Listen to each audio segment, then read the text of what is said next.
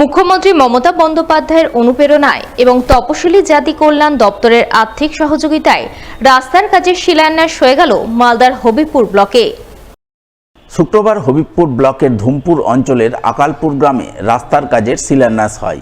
নারকেল ফাটিয়ে 40 লক্ষ টাকা বরাদ্দে প্রায় 1 কিলোমিটার রাস্তার কাজের আনুষ্ঠানিক শিলান্যাস করেন জেলা পরিষদের কর্মাধ্যক্ষ রেজিনা মুর্মু। এছাড়া উপস্থিত ছিলেন হবিবপুর পঞ্চায়েত সমিতির বিরোধী দলনেতা পীযূষ মণ্ডল, পঞ্চায়েত সমিতির সদস্য উজালা রায় বর্মন সহ অন্যান্যরা।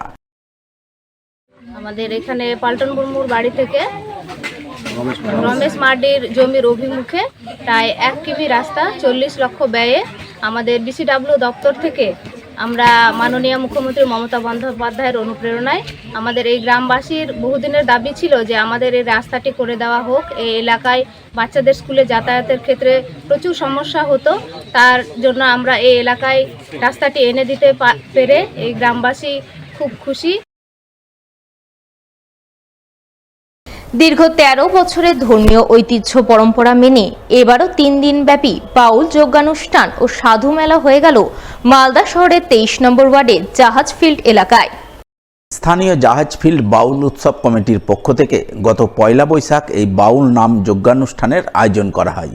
বৃহস্পতিবার শেষ দিনে রাসলীলা পরিবেশিত হয়, যা শুনতে আশপাশের এলাকা থেকে অসংখ্য ভক্ত সমাগম ঘটে। 3 দিনব্যাপী বাউল উৎসবের শেষ দিনে নরনারায়ণ সেবার আয়োজন করা হয়, যাকে কেন্দ্র করে উৎসব মুখরিত হয়ে ওঠে গোটা জাহাজ ফিল্ড এলাকা।